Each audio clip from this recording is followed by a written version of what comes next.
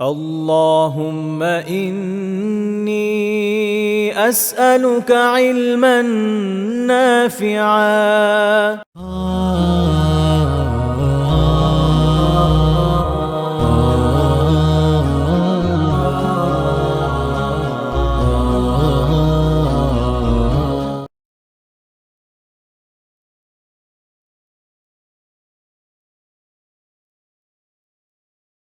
الحمد لله نحمده ونستعينه ونستغفره ونؤمن به ونتوكل عليه ونعوذ بالله من شرور أنفسنا ومن سيئات أعمالنا. من يهده الله فلا مضل له ومن يضلله فلا هادي له، وأشهد أن لا إله إلا الله وحده لا شريك له، وأشهد أن محمدا عبده ورسوله. أما بعد، فأعوذ بالله من الشيطان الرجيم. بسم الله الرحمن الرحيم.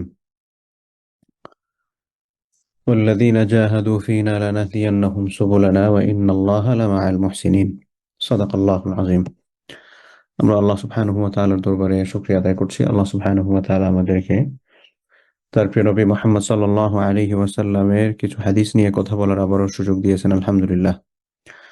আমাদের পক্ষ থেকে অসংখ্য গণিত দুরূদ ও সালাম আমাদের প্রিয় নবী মুহাম্মদ, আমরা সবাই পড়ি সাল্লাল্লাহু আলাইহি ওয়াসাল্লাম, এবং তার সম্মানিত পরিবার পরিজন, সাহাবায়ে কেরাম এবং তাদের পথ ধরে যারা পথ চলেছেন, যারা চলছেন, যারা চলবেন, সবার প্রতি।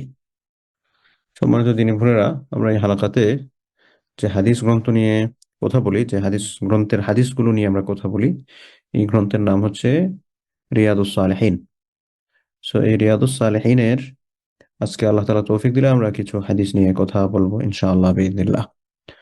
গত সপ্তাহে আমরা কয় নম্বর হাদিসে এসে শেষ করছিলাম আপনাদের মনে আছে? তো আমরা আজকে ৯৮ নম্বর হাদিস থেকে কথা বলছি। ৯৭ নম্বর হাদিস যেখানে আমরা গত সপ্তাহে শেষ করছিলাম, এখানে আব্দুল্লাহ ইবনে আব্বাস রাদিয়াল্লাহু আনহুমা থেকে বর্ণিত। আব্দুল্লাহ ইবনে আব্বাস হচ্ছেন আল্লাহ রাসূলের চাচাতো ভাই। উনি বলছেন যে আল্লাহ রাসূল বলেন, নি'মাতানি মাগবুনুন, দুটা নিয়ামত সম্পর্কে মানুষজন খুব গাফেল থাকে। দুটা নিয়ামত সম্পর্কে মানুষ খুব বেখবর, এগুলো সম্পর্কে তারা খোঁজ খবর রাখে না, অথচ এই দুইটা বিষয় খুবই গুরুত্বপূর্ণ। ফিহিমা কাসীরুম মিনান নাস, এবং এই দুইটা নিয়ামত সম্পর্কে, আল্লাহ তাআলার দুইটা মার্সি সম্পর্কে অধিকাংশ মানুষ এ সম্পর্কে বেখবর। এই দুইটা নিয়ামত কি, যে নিয়ামত সম্পর্কে আমাদের খুব বেশি কেয়ারফুল থাকা দরকার ছিল? একটা হচ্ছে আস-সিহা, সুস্থতা, আর একটা হচ্ছে আল ফিরাগ, আমাদের অবসর সময়। আমরা মনে করি যে অবসর সময়, ভাই সময় কাটতেছে না, সময় কাটতেছে না এজন্য এই কাজ করে। অথচ এই পৃথিবীতে আপনার যা কিছু আছে সবকিছু হয়তো আপনি রিটার্ন নিয়ে আসতে পারবেন, কিন্তু আপনি একটা জিনিসকে রিটার্ন আনতে পারবেন না, সেটা হচ্ছে সময়। এই সময় সংশ্লিষ্ট আরো যেটা আছে, জীবন চলে গেলে, জীবন তো সময়েরই অংশ, তো জীবন চলে গেলে আপনি জীবনকে ফিরিয়ে নিয়ে আসতে পারবেন না। কিন্তু আপনার টাকা আজকে চলে গেছে, আপনি আবার চেষ্টা করলে আপনি টাকাকে আবার ফিরিয়ে নিয়ে আসতে পারবেন। আরো যে সকল আপনি ডিগ্রি একটা আপনার আপনি পড়াশোনা এটা করতে চাইছেন, এটা করতে পারেন নাই, আবার পড়াশোনার জন্য চেষ্টা করতে পারেন। কিন্তু সময় যেটা আপনার কাছ থেকে চলে গেছে, এই সময়টাকে কিন্তু আমরা চাইলেও ফিরিয়ে নিয়ে আসতে পারবো না। অথচ আমরা সবচেয়ে বেশি যেটাকে অপচয় করি সেটা হচ্ছে সময়।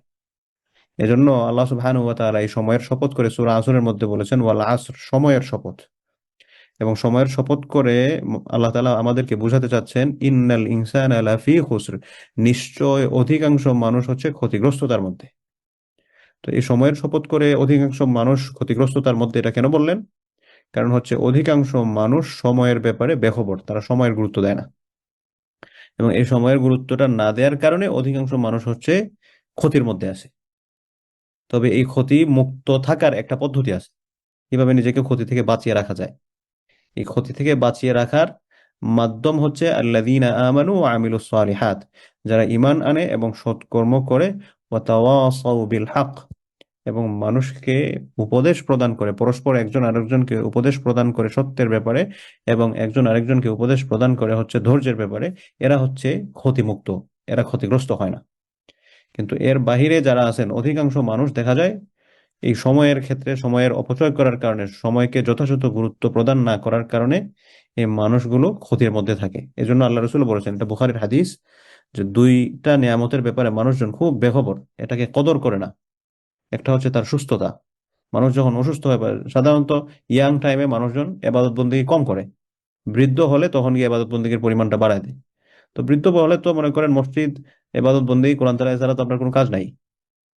কিন্তু যেই টাইমে যেটাকে আপনি প্রায়োরিটি দেওয়ার দরকার ছিল, ওই সময় আপনি এটা মিস করছেন। এটা আল্লাহ রসুল এখানের মধ্যে বলতেছেন, যে দুটা নিয়ামত সম্পর্কে মানুষজন খুব বেখবর থাকে। একটা হচ্ছে সুস্থতা আর একটা হচ্ছে মানুষের অবসর সময়। এরপরের হাদিস, হাদিস নম্বর 98, আন আয়েশা রাদিয়াল্লাহু আনহা।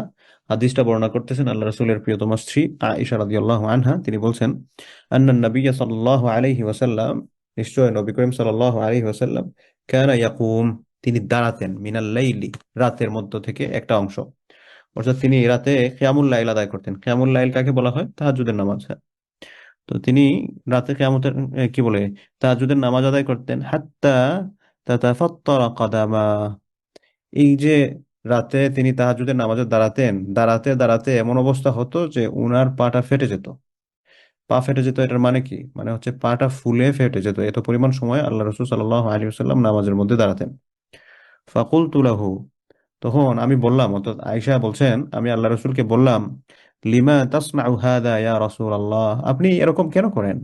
ওয়াকাদ গাফারাল্লাহু লাকা মা তাকাদ্দামা মিন যামবিকা ওয়া মা তাআখার, অথচ আল্লাহ সুবহানাহু ওয়া তাআলা আপনার পূর্বের এবং পরের সকল গুনাহকে আল্লাহ তাআলা ক্ষমা করে দিয়েছেন। এই পূর্বের এবং পরের সকল গুনাহকে ক্ষমা করার পর আপনি কেন এত লম্বা সময় আপনি তাহাজ্জুদের নামাজ পড়েন, এত লম্বা সময় আপনি দাঁড়ায় থাকেন, আপনার পা ফুলে ফেটে যায়?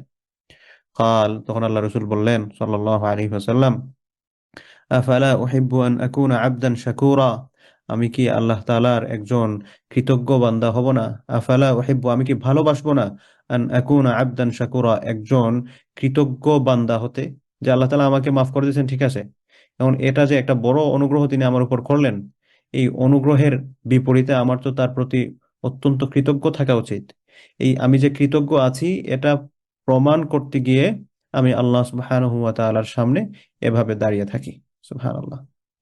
দেখেন আল্লাহ রাসূল সাল্লাল্লাহু আলাইহি ওয়াসাল্লাম তিনি নিজের ব্যাপারে কত কষ্ট করে ইবাদত করতেন। হ্যাঁ, আবার যখন জামাতে নামাজ পড়তেন, পিছন থেকে মহিলাদের বাচ্চার কান্নার আওয়াজ শুনে আল্লাহ রাসূল খুব শর্টকাট সূরা দিয়ে নামাজ শেষ করে ফেলতেন। কারণ কি? কারণ আল্লাহ রাসূল এটা বুঝতেন যে পেছনে অনেক মানুষ নামাজে দাঁড়িয়ে আছেন, যাদের বাচ্চারা কান্নাকাটি করতেছে, তাড়াতাড়ি নামাজ শেষ করতে হবে। তিনি সময় অনুযায়ী কাজ করতেন। যাই হোক, সেটা ভিন্ন বিষয়, কিন্তু এখানে যে হাদিসটার মধ্যে যেটাকে আলোকপাত করা হয়েছে, আমাদের টাইটেলটার নাম ছিল হচ্ছে বাবুন ফিল মুজাহাদা। মুজাহাদাতুন শব্দের অর্থ হচ্ছে আল্লাহর রাস্তায় অত্যন্ত চেষ্টা করা। তো চেষ্টার কিছু আমরা উদাহরণ দেখতেছি কিরকম আল্লাহ রসুল চেষ্টা করতেন, যে এত পরিমাণ তিনি তাহাজ্জুদের নামাজকে লম্বা করতেন যে তার পা ফুলে ফেটে যেত, এরকম অবস্থা হতো। তো এজন্য আমরা আল্লাহ সুবহানাহু ওয়া তাআলার যত বেশি অনুগ্রহ পাবো, আমরা তার ইবাদত আরো তত বেশি বাড়ায় দেওয়া উচিত। কারণ এই ইবাদতগুলো যখন আমরা বাড়াতে থাকবো, আল্লাহ সুবহানাহু ওয়া তাআলার অনুগ্রহগুলো আমাদের প্রতি বাড়তে থাকবে। এখন অনুগ্রহগুলো যখন আমাদের বাড়তে থাকবে, তখন এই অনুগ্রহের প্রতি এটার বিপরীতে আমার আরো বেশি কৃতজ্ঞ হওয়া উচিত। এবং আমি আরো বেশি কৃতজ্ঞ কিভাবে হব, কিভাবে এটা প্রমাণ করব? এটা প্রমাণের মাধ্যমটা হচ্ছে আল্লাহর ইবাদত বেশি বেশি করার মাধ্যমে। এটা হচ্ছে মুত্তাফাকুন আলাইহি, বুখারী এবং মুসলিমের হাদিস। এরপরের হাদিস, হাদিস নাম্বার হচ্ছে 99। এটাও আয়েশা রাদিয়াল্লাহু আনহা বর্ণনা করতেছেন। তিনি বলেন, আন্নাহা ক্বালাত, তিনি বলেন, কানা রাসূলুল্লাহ সাল্লাল্লাহু আলাইহি ওয়াসাল্লাম ইযা দাখালাল আশরুল, আল্লাহ রাসূল সাল্লাল্লাহু আলাইহি ওয়াসাল্লাম যখন দশক প্রবেশ করত। দশক মানে হচ্ছে শেষের দশক, রমাদানুল কারীমের যে শেষের দশক আছে, আমরা রমজানের যে প্রথম দশক, মাঝের দশক এবং শেষের দশককে ভাগ করে নেই আর কি। এই দশকের ক্ষেত্রে শেষের দশকটা যখন আল্লাহ রসুল এটার মধ্যে রমাদান যখন প্রবেশ করতো, তখন তিনি ইবাদতের ক্ষেত্রে অত্যন্ত বেশি গুরুত্ব দিতেন। কি পরিমাণ গুরুত্ব দিতেন? যে আহিয়াল লাইল, তিনি পুরা রাত জাগ্রত থাকতেন। ওয়া আইকাযা আহলু, তিনি শুধুমাত্র নিজে জাগ্রত থাকতেন বিষয়টা এরকম নয়, বরং তিনি তার পরিবারকে জাগ্রত করে দিতেন। তারপর ওয়াজাদ্দা ওয়াসাদ্দাল মিজার, রাসূল সাল্লাল্লাহু আলাইহি ওয়াসাল্লাম এরকম মনে হতো যে তিনি তার কোমর বেঁধে ফেলেছেন ইবাদত করার জন্য। কোমর বেঁধে ফেলেছেন ইবাদত করার জন্য, যে কোমর বেঁধে ফেলেছেন ইবাদত করার জন্য, এটার মানে কি? এটার মানে হচ্ছে তিনি খুব বেশি চেষ্টা করতেন ইবাদত করতে। সো যখন রমাদানুল কারীমের শেষের দশক, আমাদের সামনে রমাদান আসতেছে, তো আমরা রমাদানের প্রত্যেকটা মুহূর্ত আমাদের জন্য গুরুত্বপূর্ণ, কিন্তু শেষের দশকটা হচ্ছে আরো বেশি গুরুত্বপূর্ণ। কারণ এটার মধ্যে এমন একটা রাত আছে যে রাতটা হচ্ছে 1000 মাসের চেয়ে উত্তম। 1000 মাস তো আর কন্টিনিউয়াসলি ইবাদত করা আমাদের জন্য পসিবল হবে না। তো অ্যাটলিস্ট আমরা শেষের দশকের এই রাতটাকে অনুসন্ধান করে করে আমরা যাতে প্রত্যেকটা মুহূর্তকে গুরুত্ব দিয়ে আমরা ইবাদতের পরিধিটাকে যাতে বাড়াতে পারি। তো আয়েশা রাদিয়াল্লাহু আনহা এই হাদিসের মধ্যে বললেন যে রাসূল সাল্লাল্লাহু আলাইহি ওয়াসাল্লাম যখন রমাদানের শেষের দশকটা প্রবেশ করতো তখন তিনি রাত জাগ্রত করতেন এবং তিনি তার পরিবারকেও জাগিয়ে দিতেন, পরিবারের সদস্যদেরকে জাগিয়ে দিয়ে বলতেন তোমরা ইবাদত করো। এবং ওয়াজাদ্দা, এবং তিনি খুব চেষ্টা করতেন, ওয়াসাদ্দাল মিজার, তিনি কোমর বেঁধে ফেলতেন। কোমর বেঁধে আমরা বলি না যে সে কোমর বেঁধে মাঠে নেমে পড়ছে, তো এটা একটা মেটাফরিক সেন্টেন্স আর কি, যে আল্লাহ রসুল এবাদতের ক্ষেত্রে খুব বেশি মনোযোগ দিতেন তখন, এবং তিনি নিজেও ইবাদত করতেন, বাকি পরিবারের যারা সদস্য আছেন তারাও যাতে ইবাদত করেন এটার নিশ্চয়তার জন্য তিনি চেষ্টা করতেন। আসাদিস, 6 নম্বর হাদিস এই চ্যাপ্টারের, এবং 100 নম্বর হাদিস হচ্ছে বইয়ের। আন আবি হুরায়রা রাদিয়াল্লাহু আনহু, হাদিস বর্ণনা করতেছেন হচ্ছে আবু হুরায়রা রাদিয়াল্লাহু আনহু। আপনাদের মনে আছে কিনা, কেউ একজন বলেন তো আবু হুরায়রা রাদিয়াল্লাহু আনহু কে? ওনার সম্পর্কে আমরা অনেক কথাই বলছি, কেউ একজন বলেন আবু হুরায়রা উনি কে? তারপরে ওনার হ্যাঁ, সাহাবী আচ্ছা আবু সাহাফেজ ছিলেন উনি। ওনার আসল নাম হচ্ছে আব্দুর রহমান, আহ আব্দুর রহমান ইবনে বাখাতি না এবং তাকে তিনি বিড়াল পালতে পছন্দ করতেন, এই জন্য রাসূলুল্লাহ সাল্লাল্লাহু আলাইহি বিড়ালের ওয়াসাল্লাম তাকে বাবা, আবু হুরায়রা বলতেন, আবু হুরায়রা বিড়ালের বলতেন। বাবা। হ্যাঁ, এবং মাশাআল্লাহ, ঠিক আছে, সবচেয়ে বারাকাল্লাহু ফিকুম। ঠিক আছে, শুকরিয়া। তো আবু হুরায়রা রাদিয়াল্লাহু আনহু, ওনার মেইন নাম ছিল হচ্ছে আব্দুর রহমান ইবনু সাখার, ওনার বাপের নাম ছিল হচ্ছে সাখার। পরবর্তীতে উনি আহ, মুসলমান হওয়ার পর আর কি ওনার নামটা হচ্ছে আব্দুর রহমান হয়। এর আগে আব্দুল শামস বা আব্দুল উজ্জা ওনার নাম ছিল আর কি, যখন ও মুসলিম ছিলেন। যাই হোক, তো আবু হুরায়রা রাদিয়াল্লাহু আনহু, এবং তার সবচেয়ে বড় পরিচয় হচ্ছে তিনি সবচেয়ে বেশি হাদিস বর্ণনা করছেন, সাহাবীদের মধ্যে সবচেয়ে বেশি হাদিস।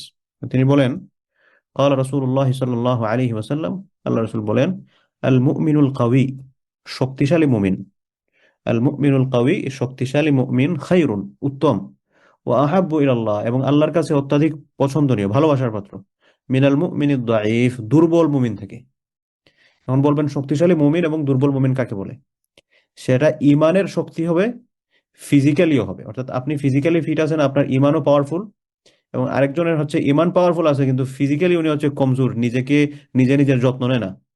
আল্লাহ তাআলার কাছে যে নিজের যত্ন নেয় এবং ইমানও পাওয়ারফুল, সে উত্তম এবং আল্লাহর কাছে অধিক প্রিয়। তো এই জন্য আমরা দুইটা ব্যাপারে কনসার্ন থাকতে হবে, একটা হচ্ছে আমাদের ইমানের যত্ন নেয়, আর একটা হচ্ছে আমি একজন শক্তিশালী মুমিন যাতে হতে পারি, মুমিনা যাতে হতে পারি, এটার জন্য আমার এফোর্ট দিতে হবে। ওয়াফি কুল্লি খায়র, এবং এটার মধ্যেই রাসূল সাল্লাল্লাহু আলাইহি ওয়াসাল্লাম বলছেন প্রত্যেকের কল্যাণ রয়েছে। ওয়াফি কুল্লিন খায়রুন, এই আপনার, হ্যাঁ, একজন মানুষ দুর্বল, তার ইমান ভালো, তার মধ্যেও কল্যাণ আছে, কিন্তু একজন মানুষ সবল, তার ইমান ভালো, সে হচ্ছে মোর পাওয়ারফুল।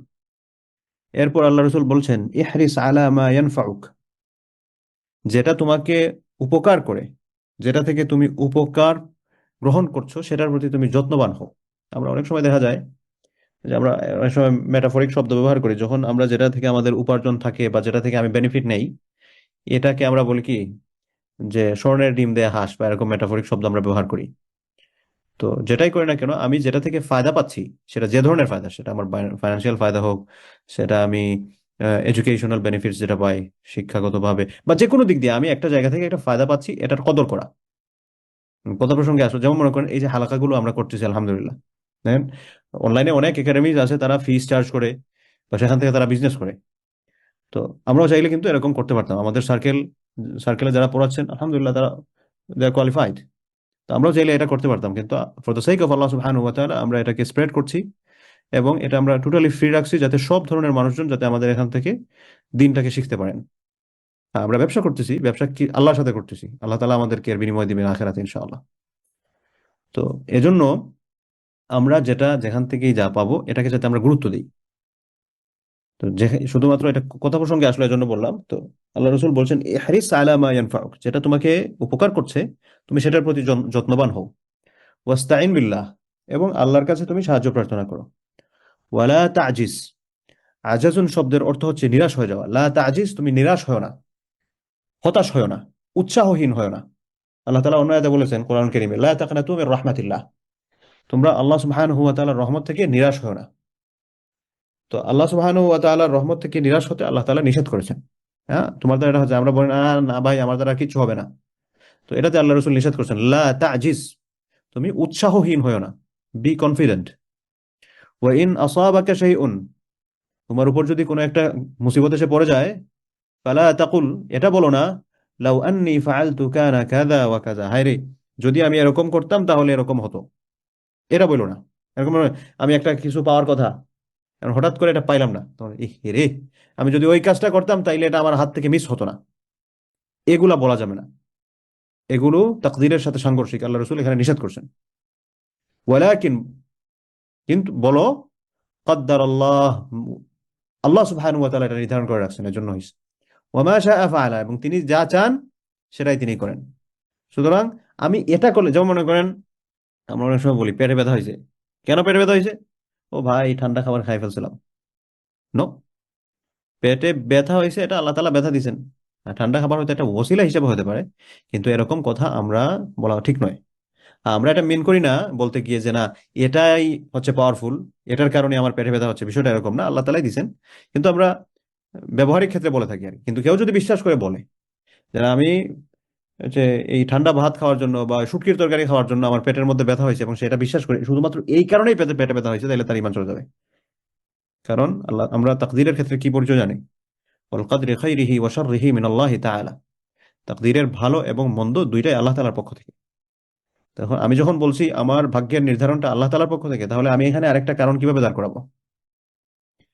তবে হ্যাঁ, একটা কিছু করার জন্য চেষ্টা করা হচ্ছে আমাদের জন্য কর্তব্য, আল্লাহর উপর তাওয়াক্কুল করব, চেষ্টাও করতে হবে। তবে উৎসাহহীন হতে আল্লাহ রসুল নিষেধ করেছেন। যাই হোক, এটা এই হাদিসটার মধ্যে অনেকগুলা বিষয় আল্লাহ রসুল মেনশন করেছেন।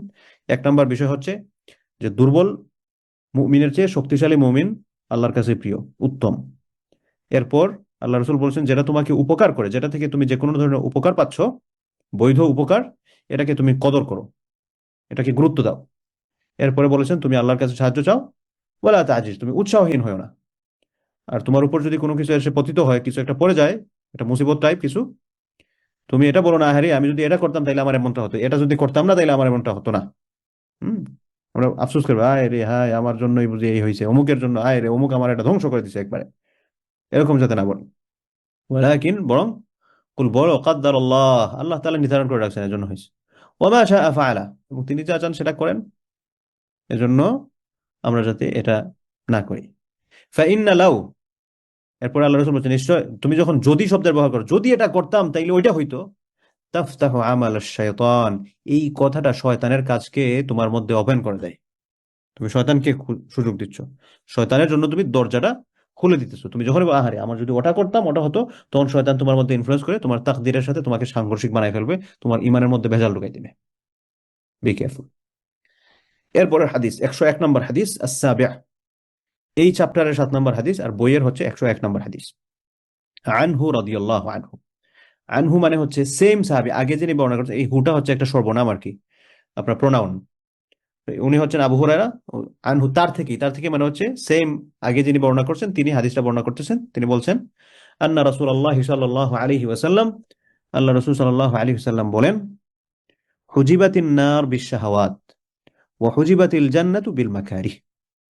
হুজিবাত, ঘিরে রাখা হয়েছে, আর নার জাহান্নামকে, বিশ-শাহাওয়াত, মানুষের চাহিত বস্তুসমূহ দ্বারা। শাহাওয়াত মানে হচ্ছে আমরা বলি না যে অন্তরের চাহিত যে সকল জিনিস আমরা যেগুলো পছন্দ করি খুব, তো হুজিবাতিন নার, জাহান্নামকে ঘিরে রাখা হয়েছে, অর্থাৎ এটাকে চতুর্দিকে বেষ্টন দিয়ে রাখা হয়েছে কি দ্বারা?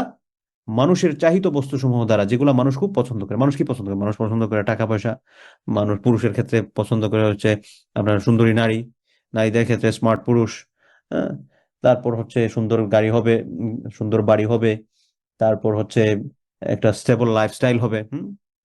তো এই সকল বিষয় আমাদের সাধারণত মানুষের তাড়না থাকে। তো আল্লাহ রসুল বলছেন হুজিবাতিন নার, জাহান্নামকে ঘিরে রাখা হয়েছে, অর্থাৎ জাহান্নামের চারপাশে হচ্ছে এগুলা, মানুষ এদিকে ছুটে, কারণ দেখে এদিকে সবচেয়ে আরামদায়ক সমস্ত সবকিছু, মানে এদিকে ছুটার পর ছুটতে ছুটতে যখন একবারে কাছাকাছি চলে যায়, ওইটার ভিতর দিয়ে গিয়ে দেখে এটা তো হচ্ছে জাহান্নাম, দেখি ভিতরে। তো আল্লাহ রসুল বলছেন হুজিবাতিন নার বিশ-শাহাওয়াত, জাহান্নামকে আল্লাহ সুবহানাহু ওয়া তাআলা ঘিরে রেখেছেন কি দিয়ে? মানুষের চাহিত বস্তু, যেগুলো মানুষ খুব পছন্দ করে, যেগুলো মানুষের মনের মধ্যে লোভ জাগ্রত করে, যেগুলো দেখলে খুব ভালো লাগে। ওয়া হুজিবাতিল জান্নাতু বিল মাকারিহ, আর জান্নাতকে ঘিরে রাখা হয়েছে অপছন্দনীয় জিনিসসমূহ দ্বারা, যেগুলো মানুষ করতে চায় না। এই নামাজ রোজা হজ জাকাত পর্দা টর্দা, ভাই এগুলা কে করবে ভাই? লাইফটা হচ্ছে এনজয় করতে হবে, একটাই তো জীবন, এনজয় করবো না মানে? তো এই এখান থেকে রাসূল সাল্লাল্লাহু আলাইহি ওয়াসাল্লাম আমাদেরকে উদ্দেশ্য করে বলছেন, বুখারী মুসলিমের হাদিস, যে জাহান্নামকে ঘিরে রাখা হয়েছে এমন সকল বস্তু দিয়া যেগুলা মানুষ খুব পছন্দ করে। তো আমরা যখন এগুলার পিছনে ছুটি, ছুটতে ছুটতে ছুটতে ছুটতে ছুটতে ছুটতে আমরা যখন এটার ভিতর দিয়ে যাই, দেখা যায় হাই রে, আমি তো দেখি নাই, আমি তো মনে করছি এখানেই মনে হয় সব আনন্দ, কিন্তু এটার ভিতরে দেখি ক্যান্সার, জাহান্নাম। আর এইদিকে মানুষ কেউ যাইতেছে না, অপছন্দনীয়। এগুলা কে করবে ভাই? কিন্তু এই মাকারি, অপছন্দের জিনিস, কষ্টের জিনিস, এদিকে যারা ছুটে, ছুটতে ছুটতে কষ্টটার ভিতর দিয়ে যখন যায়, ভিতরে গিয়ে দেখি আরে সর্বনাশ, এইদিকে জান্নাত। তো এখানে মনে করেন আপনাকে যদি আমি একটা মিসাল দেই, আপনি 3 দিন সময় পেলেন। তো এই 3 দিন সময়ের মধ্যে আপনি আপনার মন যা চায়, আপনি যা চায় খারাপ কাজ সবকিছু ওপেন করে দেয়। একজন মানুষ কি পছন্দ করে? সে পুরুষ হলে তার অনেক টাকা থাকবে, মেয়ে নিয়ে ঘুরবে, হ্যাঁ, এগুলাই তো। তো যে তাকে বলা হলো তুমি যা চাও করো, বা মেয়েকে তার পছন্দের যে হারাম হারাম যে যা মনে চায় মত যা চায় করো 3 দিন। কিন্তু এই পথে চললে 3 দিন পর তোমার কিন্তু প্রত্যেকটা যে যে কাজ করবা এটার কিন্তু শাস্তি ভোগ করতে হবে। মানুষজন কি যাবে? কেউ যাবে না। ও ভাই 3 দিন মাত্র, এই 3 দিন আরাম করতে গিয়ে পরের যে এই 3 বছর এই মায়ের কে সহ্য করবে? এই মায়ের তো আমি সহ্য করতে পারবো না। তো যখন এই জিনিসটা দেয়া হলো, এই জিনিসটা যখন বলা হলো, কেউ যাবে না এদিকে। কিন্তু যদি বলা হয় তুমি 3 দিন কষ্ট করবা, এই কষ্টগুলা করতে হবে, কিন্তু এর এগেইনস্ট, এর বিপরীতে তুমি সারা জীবনের জন্য 5 স্টার হোটেলে থাকবা, তো মানুষ কি বলবে? ভাই 3 দিন কষ্ট যেমনি হোক। মানুষ এই যে মনে করেন বাংলাদেশ থেকে অনেক মানুষ মনে করেন ইউরোপে আসে, ওয়েস্টে আসে, কি বাই রোড হয়ে যারা আসে, এই অমুক দেশ থেকে তমুক দেশ, তমুক দেশ থেকে পায়ে হেঁটে, নৌকায় চড়ে, কষ্ট করে করে আসে। কেন কষ্ট করে আসে? কারণ তারা মনে করে 1-2 মাস কষ্ট করে নেই, তারপরে তো সুখ আছে। তো এই দুনিয়াটা হচ্ছে আখিরাতের সময়ের তুলনায় আমাদের জন্য এই অল্প কিছু সময়। এই অল্প কিছু সময়কে উদ্দেশ্য করে আল্লাহ রসুল আমাদেরকে বলছেন জাহান্নামকে ঘিরে রাখা হয়েছে এই সকল বিষয়গুলো দিয়ে, যেগুলো মানুষ খুব পছন্দ করে। এগুলোর পিছনে ছুটবা, দেখা যায় না কিন্তু জাহান্নাম, ছুটে ছুটে ভিতরে গিয়ে দেখবা জাহান্নাম। আর যে সকল বিষয় মানুষ অপছন্দ করে, ভাল লাগে না তাদের, ওখানে গিয়ে দেখবা এখানে হচ্ছে কিরে ভাই, সবকিছু দিয়ে, হ্যাঁ, এগুলো অপছন্দের পথ, কিন্তু সব আরাম দিকে এখানে। যাই হোক, এরপরের হাদিস 102 নম্বর হাদিস এই বইয়ের, আর 8ম হাদিস এই চ্যাপ্টারের। عن أبي عبد الله حذيفة ابن اليمان رضي الله عنهما। সাহাবী যিনি হাদিস বর্ণনা করতেছেন ওনার নাম হচ্ছে হুযাইফা, ওনার ছেলের নাম হচ্ছে আব্দুল্লাহ, এজন্য ওনাকে আবু আব্দুল্লাহ মানে আব্দুল্লাহর বাপ বলে ডাকা হতো আর কি। তারা বাবা ছেলে দুজনে মুসলমান ছিলেন রাদিয়াল্লাহু আনহুমা। قال হুযাইফা রাদিয়াল্লাহু আনহুর আরেকটা পরিচয় আছে, ওনাকে সিররু নবী বলা হতো। আল্লাহ রাসূলের যত গোপন ইনফরমেশন আছে, এগুলা হুযাইফা রাদিয়াল্লাহু আনহু জানতেন, আল্লাহ রাসূল তাকে বলতেন। এজন্য হুযায়ফা রাদিয়াল্লাহু আনহুর কাছে আল্লাহ রাসূলের অনেক হিডেন ইনফরমেশন ছিল। তো তিনি বলেন সাল্লাইতু মা'আন নবী সাল্লাল্লাহু আলাইহি ওয়াসাল্লাম যাতা লাইলা, এক রাতে আমি আল্লাহ রাসূলের সাথে নামাজ পড়লাম।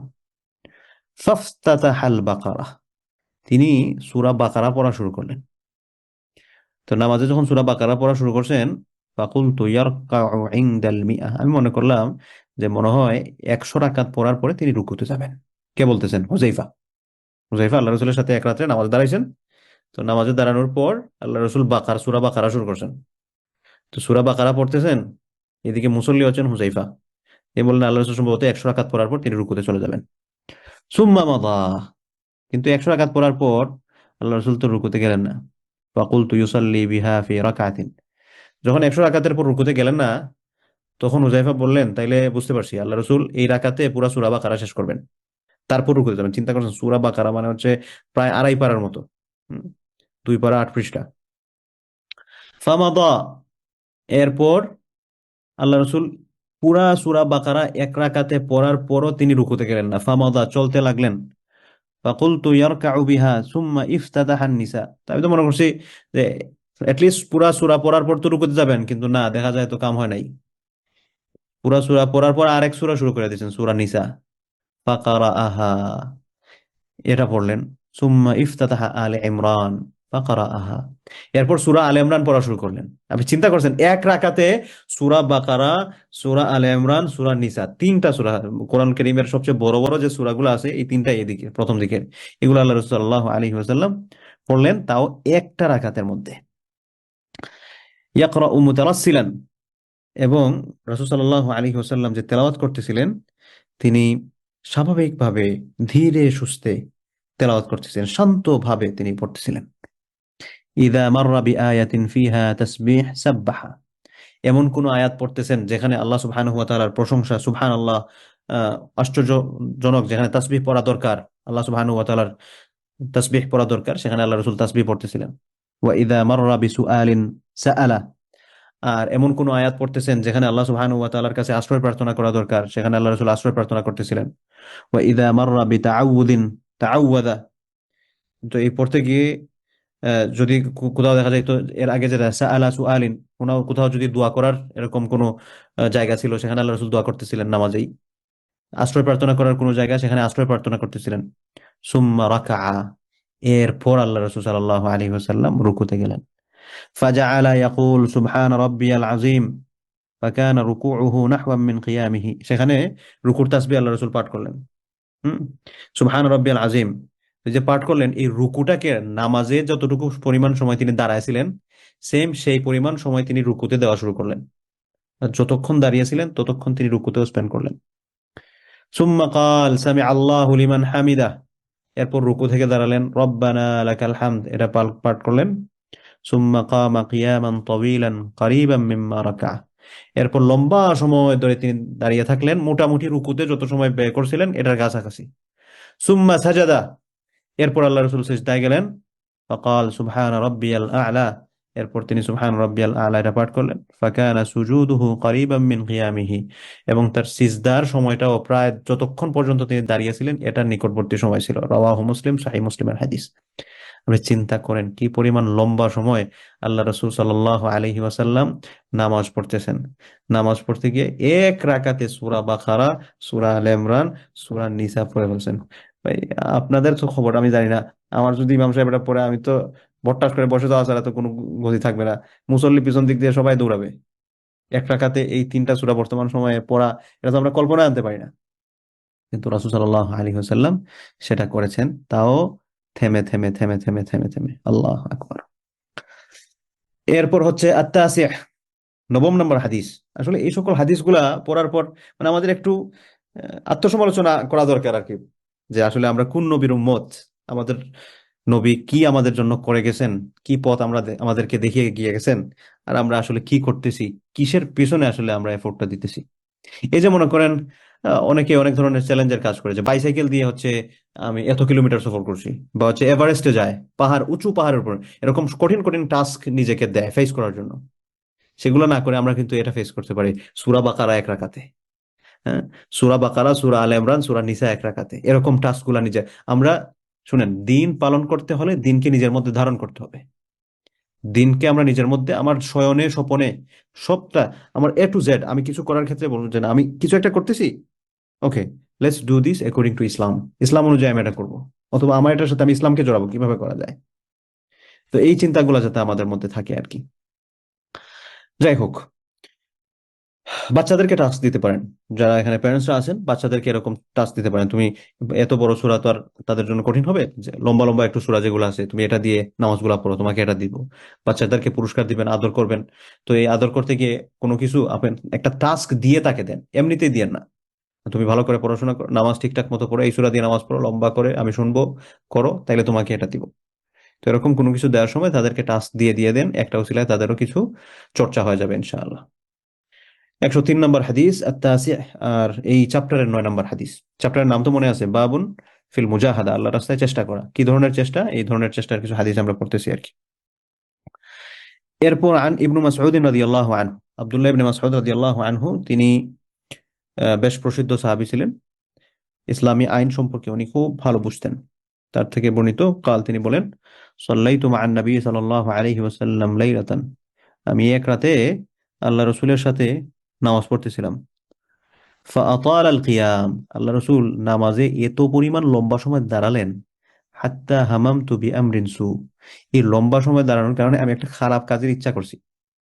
কিল ওয়ামা হামামতা বিহাই। তখন আব্দুল্লাহ ইবনে মাসউদকে জিজ্ঞেস করা হলো, কি খারাপ কাজ, কি খারাপের ইচ্ছা করছেন? কাল হামামতু আন আজলিসা ওয়া আদাআহু। আমি যে ইচ্ছাটা করছিলাম এটা হচ্ছে আমি আর দাঁড়িয়ে থাকতে পারবো না, আমি বসে যাব। আমি আমি ইচ্ছা পোষণ করছিলাম যে আন আজলিস, আমি বসে যাব, ওয়া আদাআহু, এবং আমি তাকে ছেড়ে দিব, তাকে ছেড়ে দেবো, মানে এই নামাজ আমি আর কন্টিনিউ করতে পারতেছি না। তো রাসূল সাল্লাল্লাহু আলাইহি ওয়াসাল্লাম এরকম লম্বা নামাজ পড়তেন। এটা আমরা এরকম লম্বা নামাজ পড়ার চেষ্টা করি, আমরা তো আর ওরকম পারবো না, কিন্তু কি পরিমাণ তিনি চেষ্টা করে গেছেন, অথচ তার আগের পেছনের সমস্ত গুনাহ মাফ ছিল, তার গুনাহ ছিল না। কেন করতেন? আল্লাহ সুবহানাহু ওয়া তাআলার প্রতি থ্যাঙ্কফুল হওয়ার জন্য এবং তার সাথে সম্পর্কটাকে বিল্ড আপ করার জন্য। এরপর 104 নম্বর হাদিস, আল আশির, আর 10 নম্বর হাদিস হচ্ছে এই চ্যাপ্টারের। তিনি বলেন, আন আনাস রাদিয়াল্লাহু আনহু, হাদিসে বর্ণনা করতেছেন হচ্ছে আনাস রাদিয়াল্লাহু আনহু। আচ্ছা, আনাস সম্পর্কে কে কি জানেন? আগে যে যারা বলছেন তারা ছাড়া অন্য কেউ আছেন, বলতে পারবেন যে আনাস রাদিয়াল্লাহু আনহু সম্পর্কে আপনার কি জানা আছে? আনাস রাসূলুল্লাহ রাদিয়াল্লাহু সাল্লাল্লাহু আলাইহি ওয়াসাল্লামের সেবক ছিল। 10 বছর বয়সে বোধহয় আসলেন রাসূলুল্লাহ সাল্লাল্লাহু আলাইহি ওয়াসাল্লামের কাছে। তার খেদমত করার জন্য তার মা তাকে রাসূল সাল্লাল্লাহু আলাইহি ওয়াসাল্লামের কাছে হাদিয়া হিসেবে দিয়েছিলেন তাকে। ঠিক আছে, শুকরিয়া শুকরিয়া, বারাকাল্লাহু ফিকুম। ঠিক আছে, মাশাআল্লাহ। হ্যাঁ, আনাস রাদিয়াল্লাহু আনহু আল্লাহ রাসূলের সেবক ছিলেন। ওনার উপাধি ছিল খাদিমুর রাসূলিল্লাহ। খাদিম মানে হচ্ছে সেবক। আল্লাহ রসুলের খাদেম ছিলেন এবং আল্লাহ রসুলের কাছে সবসময় থাকতেন। তো অনেক অনেক হাদিসও বর্ণনা করছেন, অনেক হাদিস। মোটামুটি টপ রেটেড যে সকল হাদিসগুলো আছে, আপনার আমরা যদি বেশি হাদিস বর্ণনা করছেন এরকম 10 জনের তালিকা করি, তোর মধ্যে আনাস রাদিয়াল্লাহু আনহু একজন থাকবেন। তো তিনি আল্লাহ রসুল থেকে বললেন, ইয়াতবাউল মাইয়িতা সালাসা। একজন মৃত ব্যক্তিকে 3টা জিনিস অনুসরণ করে। একজন মানুষ মারা গেছে, এই মানুষ মারা যাওয়ার পর ইয়াতবাউল মাইয়িত, এই মৃত মানুষটাকে সালাসা, 3টা জিনিস তার অনুসরণ করে, তার সঙ্গে যায়। কি কি জিনিস সঙ্গে যায় তার সাথে? আহলুহু, তার পরিবার তার সঙ্গে যায়।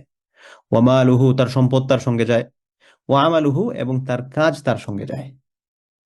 ফায়ারজিউ ইসনান, এই সঙ্গে তো যায় কোন জায়গা পর্যন্ত? কবর পর্যন্ত। ফায়ারজিউ ইসনান, সেখান থেকে 2টা জিনিস ফিরে আসে। ওয়ায়াবকা ওয়াহিদ, একটা জিনিস বাকি থেকে যায়। ইয়ারজিউ আহলুহু, তার পরিবার ফিরে আসে।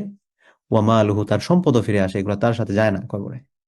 ওয়ায়াবকা আমালুহু, কিন্তু তার আমলটা বাকি থেকে যায়।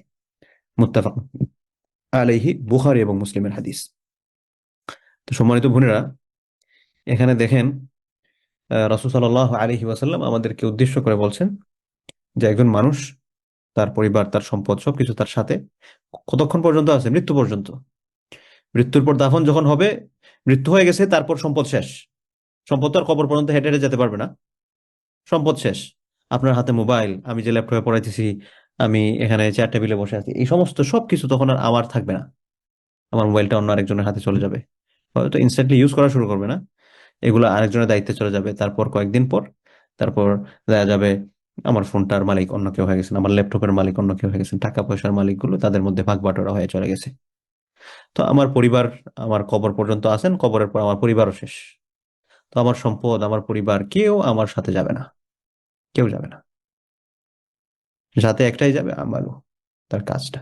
অথচ এই পরিবারের জন্য আমি আমার আমলকে ভালো করতে পারতেছি না।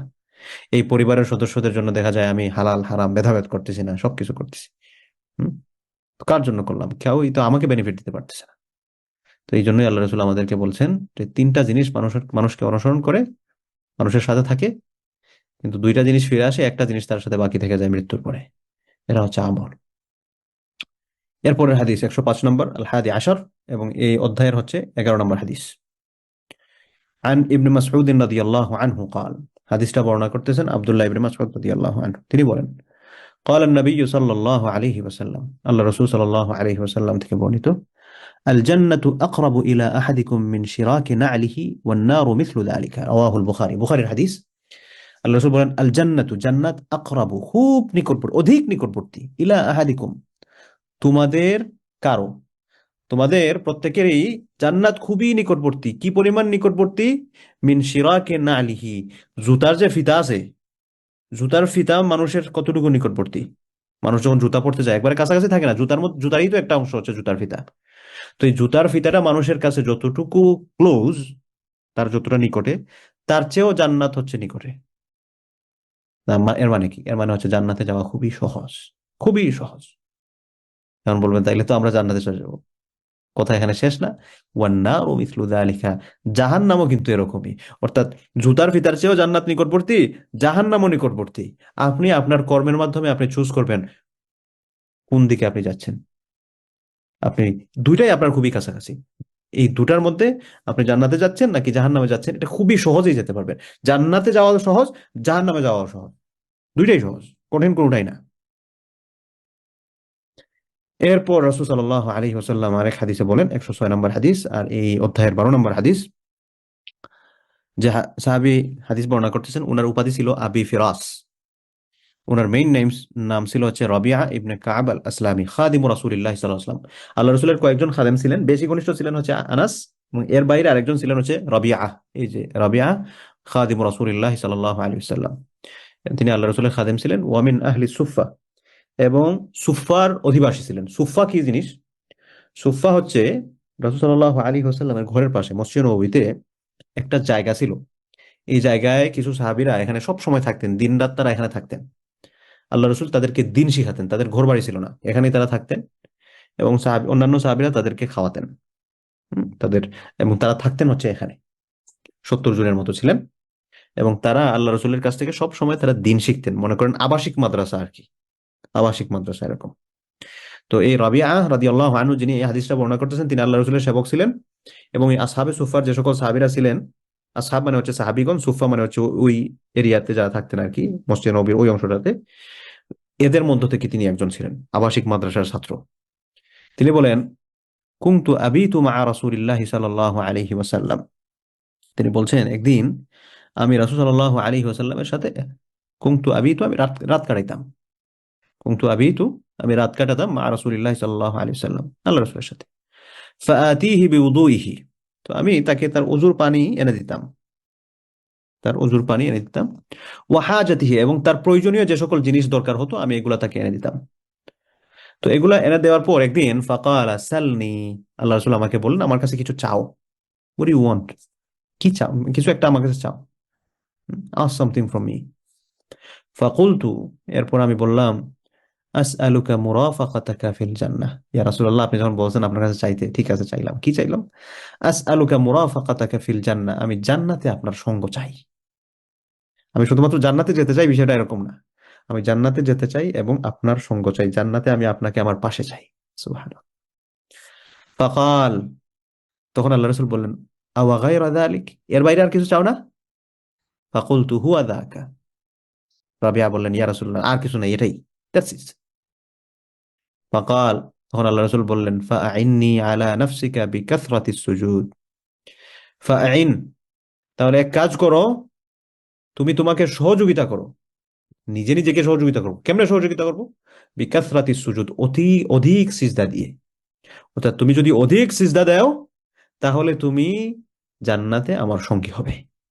এখন অধিক সিজদা দেওয়ার মানে কি? অধিক সিজদা দেওয়ার মানে হচ্ছে বেশি বেশি নফল নামাজ আদায় করা। কারণ আপনি যত রাকাত বেশি নামাজ পড়তেছেন তত বেশি আপনি আল্লাহকে সিজদা করতেছেন। এমনি তো আর সিজদা দেওয়া যায় না, একটা আছে তিলাওয়াতে সিজদা, তো এর বাইরে আপনি কখন আপনি বেশি সিজদা দিতে পারবেন? যখন আপনি বেশি নামাজ আদায় করবেন। তো আরেকদিন আমরা বলছিলাম আরেকটা হাদিসে, যে নামাজের ক্ষেত্রে ফরজ যে সকল বিধানগুলো, শুধু নামাজ না, ফরজ যে সকল বিষয়াদি আছে, এই সকল বিষয়াদির মাধ্যমে খুব সহজে আল্লাহ তাআলার নৈকট্য অর্জন করা যায়। এবং আল্লাহ তাআলা যখন নৈকট্যে আসেন এবং বান্দা তখন ফরজের পাশাপাশি যখন নফল কাজ করা শুরু করে, তখন আল্লাহ সুবহানাহু ওয়া তাআলা বান্দাকে ভালোবাসতে শুরু করেন। এবং ভালোবাসতে বাসতে একটা পর্যায়ে আল্লাহ তাআলা বান্দার কান হয়ে যান, আল্লাহ তাআলা বান্দার চোখ হয়ে যান, আল্লাহ তাআলা বান্দার অঙ্গ প্রত্যঙ্গ হয়ে যান। মানে কি? মানে এগুলো সবকিছু আল্লাহ তাআলার কন্ট্রোলে নিয়ে আল্লাহ তাআলার অপছন্দনীয় কাজগুলো তার মাধ্যমে আর তিনি করান না। তো এই রাবিয়া আল্লাহ রাসূলকে জিজ্ঞেস করছেন, ইয়া রাসূলুল্লাহ, আল্লাহ রাসূল তাকে বলছেন, চাও কিছু আমার কাছে, তোমাকে দিব। তখন তিনি বললেন, ঠিক আছে, আমি আপনার সাথে জান্নাতে থাকতে চাই। আল্লাহ রাসূল বললেন, ঠিক আছে, তুমি আমার সাথে জান্নাতে থাকতে পারবা, পলিসি হচ্ছে বেশি বেশি সিজদা দিবে। বেশি বেশি সিজদা দেওয়ার মানে কি? বেশি বেশি নামাজ আদায় করা। 107 নম্বর হাদিস, আস-সালিস আশার, আর এই অধ্যায়ের 13 নম্বর হাদিস। আন আবি আব্দুল্লাহ, যে সাহাবী বর্ণনা করতেছেন হাদিস, উনার ছেলের নাম ছিল আব্দুল্লাহ, এজন্য উনাকে বলা হতো আব্দুল্লাহর বাপ। উনার নাম ছিল হচ্ছে সাউবান। মাওলা রাসূলুল্লাহ সাল্লাল্লাহু আলাইহি ওয়াসাল্লাম, তিনি রাসূল সাল্লাল্লাহু আলাইহি ওয়াসাল্লামের আরেকজন খাদেম ছিলেন। হুম, মাওলা এর একটা অর্থ হচ্ছে গোলাম, হুম, আরেকটা অর্থ হচ্ছে বন্ধু, আর একটা অর্থ হচ্ছে সেবক। এই বিভিন্ন অর্থে এগুলা ব্যবহৃত হয়। তিনি বলেন, সামি'তু রাসূলুল্লাহ সাল্লাল্লাহু আলাইহি ওয়াসাল্লাম ইয়াকুল, আমি আল্লাহ রাসূলকে বলতে শুনেছি, তিনি বলেন, ইয়াকুল আলাইকা বিকাসরাতিস সুজুদ, তোমার উপর আবশ্যক হচ্ছে বিকাসরাতিস সুজুদ, বেশি বেশি সিজদা দিবে। আল্লাহ রাসূল বলেন যে তোমার কাজ হচ্ছে তুমি অধিক সিজদা দেওয়া তোমার জন্য একটা তোমার কাজের মধ্যে তৈরি করো। ফাইন্নাকা লান তাসজুদা লিল্লাহি সাজদাতান ইল্লা রাফা'াকা আল্লাহু বিহা দারাজাহ, তুমি এমন কোন সিজদা দিচ্ছ না, এমন কোন সিজদা নাই যেটার মাধ্যমে তোমার সম্মান উন্নত হচ্ছে না। অর্থাৎ তুমি এক একটা সিজদা দিচ্ছ, আর এক একটা সিজদায় আল্লাহ সুবহানাহু ওয়া তাআলা দারাজা, তোমার এক একটা স্তরকে তিনি উন্নত করতেছেন। ওয়া হাত্তা আনকা বিহা খাতিআহ, এবং এটা থেকে আল্লাহ সুবহানাহু ওয়া তাআলা গুনাহকে মিটিয়ে দেন। অর্থাৎ এমন কোন সিজদা নাই যে সিজদা দ্বারা মানুষের সম্মান উপরে উঠে না এবং তার গুনাহ মাফ হয় না। আপনি সিজদা দিচ্ছেন, আপনার গুনাহ মাফ হচ্ছে। আপনি সিজদা দিচ্ছেন, আপনার স্তর, আপনার স্ট্যাটাস হাই হচ্ছে। এবং আল্লাহ সুবহানাহু ওয়া তাআলার, আপনি বলেন যে আমি আল্লাহর সবচেয়ে ক্লোজ হতে চাই, কোনটা সবচেয়ে আল্লাহর কাছে ক্লোজ? আল্লাহ রাসূল সাল্লাল্লাহু আলাইহি ওয়াসাল্লাম বলেন, আকরাবু মা ইয়াকুনু লাহুল আবদু বিহি ওয়া হুয়া সাজিদ। আকরাবু, একজন মানুষ সবচেয়ে নিকটবর্তী থাকে আল্লাহ সুবহানাহু ওয়া তাআলার কাছে। কখন আল্লাহ তাআলার কাছে সবচেয়ে বেশি নিকটবর্তী থাকে? যখন সে সিজদা অবস্থায় থাকে। এজন্য তোমরা ওই সময় ফাকসিরু আদ-দুআ, তোমরা ওই সময় বেশি বেশি দোয়া করো। তো আল্লাহ তাআলার নৈকট্য প্রাপ্তি অর্জনের মাধ্যম এবং আল্লাহ তাআলার রাস্তায় অতিরিক্ত চেষ্টা করার মাধ্যম হচ্ছে বেশি বেশি সিজদা করা। এবং বেশি বেশি সিজদা আমি কখন করতে পারবো? যখন আমি বেশি বেশি নামাজ আদায় করতে পারবো, বেশি বেশি যখন আমি নামাজ আদায় করতে পারবো।